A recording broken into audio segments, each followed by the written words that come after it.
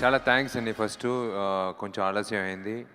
కాకపోయినా మీరు చాలా పేషెంట్‌గా మీరు అన్ని విషయాలు చూస్తున్నారు. మార్క్ యాంటనీ సంబంధించిన విషయాలు. ఇవాళ సెప్టెంబర్ 10వ తారీఖు 19 సంవత్సరాలు అవుతుంది నేను యాక్టర్ అయ్యి. ఈరోజే ఈరోజే నా మొదటి సినిమా 'చెల్లమే' అంటే తెలుగులో 'ప్రేమ చదురంగం'. 'చెల్లమే' ఈరోజే సెప్టెంబర్ 10వ తారీఖు రిలీజ్ అయింది. సో 19 సంవత్సరాలు ఆ దేవుడు, ఈ దేవుళ్ళు ఆశీస్సులతో నేను ఇంకా నేను ఆ జర్నీలో కంటిన్యూ చేస్తున్నాను ఒక నటుడిగా. అంటే అందరూ చెప్పేది నిజంగా చాలా చాలా థ్యాంక్స్ అండి. చేసే మంచి విషయాల గురించి చెప్పేటప్పుడు నాకు ఇన్స్పైరింగ్గా ఉంది. ఇది పబ్లిసిటీ కోసమో లేకపోతే దీనివల్ల ఒక మంచి పేరు తీసుకోకోసమో కాదు, ఒక సెల్ఫ్ సాటిస్ఫాక్షన్. ఒక 4-5 గంటల సేపు నిద్రపోయేటప్పుడు ప్రశాంతంగా నిద్రపోవాలి. తెలియని ఒక వ్యక్తి, మా తమిళనాడులో కెప్టెన్ విజయకాంత్ అనే ఒక అన్నయ్య ఉన్నారు. ఆయన ఎప్పుడూ ఒక విషయం చేస్తూనే ఉంటారు. ఆయన ఆఫీస్లో వచ్చి నలుగురు పెట్టుకుని జరుగుతూ ఉంటుంది, వంట చేస్తూనే ఉంటారు. ఆయన ఆఫీస్కి ఎవరు వచ్చినా సరే, అది కష్టపడే అసిస్టెంట్ డైరెక్టర్ అయినా సరే, ఏ వ్యక్తి అయినా సరే, ఆయన ఆఫీస్కి వచ్చి ఆకలితో వచ్చే ఏ వ్యక్తి అయినా సరే అన్నం పెట్టించి భోజనం పెట్టించి వాళ్ళని పంపించేది ఆయన. అదే నేను ఆ విషయమే మేము చేస్తున్నాం మా ఆఫీస్లో. ఇది వచ్చి ఒక విషయమే. మీరు 120 రూపాయలు, 10 రూపాయల టికెట్ నుంచి 120 రూపాయల టికెట్ కొని మీ సంపాదనలో మీరు దాంట్లో ఒక డబ్బులు తీసుకుని ధైర్యంగా సరే ఈ హీరో సినిమా చూద్దామని చెప్పి మీరు నా సినిమాలో వచ్చి చూసి 19 సంవత్సరాలుగా నన్ను ఒక నటుడిగా మీరు ఆశిస్తున్నారు. ఆ డబ్బులతో నా కుటుంబం మాత్రం సంతోషంగా ఉండాలి, నా ఇల్లు మాత్రం ప్రశాంతంగా ఉండాలని నేను కోరుకోను. ఆ ఉండే డబ్బుల్లో మళ్ళీ ఏదో ఒక విధంగా మళ్ళీ సమాజానికి ఇవ్వాలనేదే నా కోరిక, అంతే, వేరేం లేదు. ముఖ్యంగా స్పాన్సర్లకి నాకు ధన్యవాదాలు. వాళ్ళు ఇచ్చిన ప్రతి ఒక్క రూపాయి, అంటే 100 రూపాయలు ఇచ్చిన అందరూ ఎంతోమంది 100 రూపాయలు ఇస్తారు, 1000 రూపాయలు ఇస్తారు, 1,00,000 రూపాయలు ఇస్తారు, ఎంతో ఇస్తారు. అన్నీ మేము ఒక మంచి విషయం జరగాలనే ఒక విషయం కోసమే మేము ఉపయోగిస్తాం. ఆ విధంగా చాలా థ్యాంక్స్. అండ్ ఈ సినిమా, ఈ వేదికలో మేము అందరూ నిలబడుతున్నాం, మార్క్ యాంటనీ గురించి మాట్లాడుతున్నాం. Mark Antony September 15th Tamil, Telugu, Malayalam, కన్నడలో వస్తుంది. 22వ తారీఖు హిందీ వర్షన్ రాకపోతుంది. సో అన్నిటికీ కారణం ఒక వ్యక్తి, ప్రొడ్యూసర్ వినోద్. ఆ వినోద్ అనే వ్యక్తి వద్దు, నేను ఇంత డబ్బులు వేయలేను అనే మాట చెప్పుంటే మేమందరూ ఇన్ని విషయాలు మేము మాట్లాడలేము. ఇది the most expensive film of my career.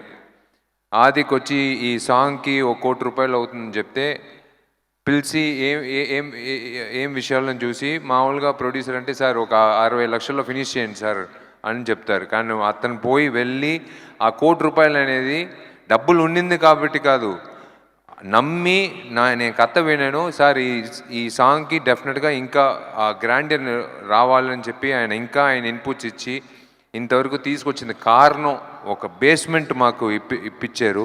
ఎప్పుడు ఇల్లు కట్టేటప్పుడు బేస్మెంట్ బాగుండాలని చెప్తారు, అప్పుడు ఇల్లు బాగా కట్టవచ్చు. అలాంటి బేస్మెంట్ ఇచ్చిన వల్లనే నేను, అభినయ, రితు వర్మ, ఎస్జే సూర్య సారు, సునీల్ గారు, అందరూ మేము, అక్కడున్న సెల్వరామన్ గారు, కింగ్స్లీ, అందరూ, ఆల్ ద క్యాస్ట్, ఎవ్రీవన్.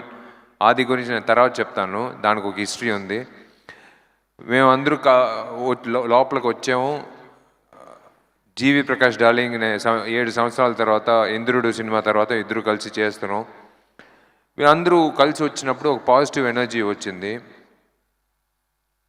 ఇప్పుడు వీడి గురించి చెప్తాను నేను. ఈ డైరెక్టరు వీడి జర్నీ సూపర్ జర్నీ, ఒక సూపర్ లవ్ స్టోరీ. ఇది చెప్తే 100% నాకు ప్రొడ్యూసర్ దొరుకుతాడని చెప్పి ఒక 8 సంవత్సరాలు అయి ఉంటుంది అనుకుంటాను. 8 సంవత్సరాల ముందు, 9 సంవత్సరాల ముందు చాలా అంటే ఫ్రమ్ ద హార్ట్లో రాశాడు ఒక స్క్రిప్టు. పోయి చెప్పాడు ఒక ప్రొడ్యూసర్కి, ఇదంతా ఒక స్క్రిప్ట్, ఫస్ట్ బయటకు వెళ్ళరా అని చెప్పారు. ఏంద్ర అది ఇంత మంచి లవ్ స్టోరీ రాసామని చెప్పి ఇంకొక ప్రొడ్యూసర్కి వెళ్ళాడు, బయటికి వెళ్ళరా అని చెప్పారు. అలా 40 ప్రొడ్యూసర్లు బయటకు గెంటేశారు. టోటల్ డిజెక్షన్లో ఒక చోట్లో కూర్చుని ఏంద్ర అది ఇలా చేస్తున్నారు అని చెప్పి సరే రాద్దాం, ఏదో ఒక ఐడియా అనిపించింది, వాడు రాశాడు. వాడి లైఫ్లో జరిగిన విషయాలతో సహా మన యూత్కి సంబంధించిన విషయాలతో సహా అన్నీ ఒక స్క్రిప్ట్. త్రిష తెలుగులో తెలియదు ఏం టైటిల్, త్రిష లేని నయనతార ఇద్దరు పేర్లతో ఒక సినిమా చేసి బ్లాక్ బస్టర్ హిట్ అయింది. వాడికే అర్థం కాలేదు, ఏంద్ర అది థియేటర్లో అందరూ తప్పట్లు పక్కన అమ్మ నాన్న ఇటు చూస్తున్నారు వాడిని, ఇదేనా నువ్వు తీసిన సినిమా అని. అలా నాకు దీనికి సంబంధం లేదు నేను రాగా కూర్చున్నాడు.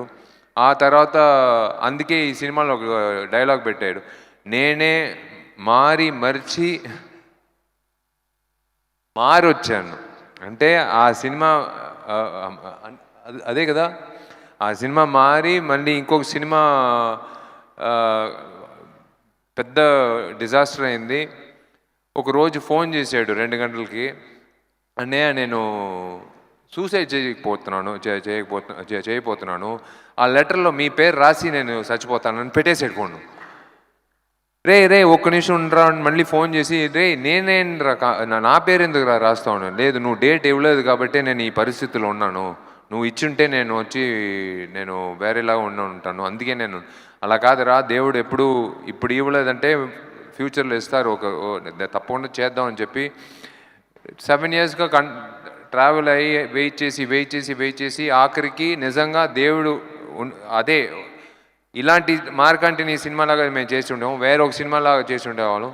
కానీ ఇలాంటి సినిమా మార్కంటిని అందిందంటే definitely it's worth it's wait. So ఈ అబ్బాయికి వచ్చి ఆదిక్తో నేను సినిమా చేస్తున్నానని అనౌన్స్ చేసినప్పుడు చాలామంది ప్రొడ్యూసర్లు చాలామంది వచ్చి చెప్పారు, ఇది మామూలే సినిమాలో, మీకు ఎందుకు సార్ ఈ డైరెక్టర్తో సినిమాలు సరిగా ఆడలేదు, ఎందుకు ఈ డైరెక్టర్తో, మీరు ఒక మంచి హిట్ ఇచ్చిన డైరెక్టర్తో వెళ్ళొచ్చు కదా. కాదు, నాకు కంటెంట్ నాకు నచ్చింది, మీరే చూస్తారు, 1 సంవత్సరం వెయిట్ చేయండి అని అందరూ ఆలోచించారు, ఎందుకు వీడు ఆదిక్తో చేస్తున్నారని. బట్ ఇవాళ సెప్టెంబర్ 15 మీకు అందరికీ తెలుస్తుంది ఎందుకనేది.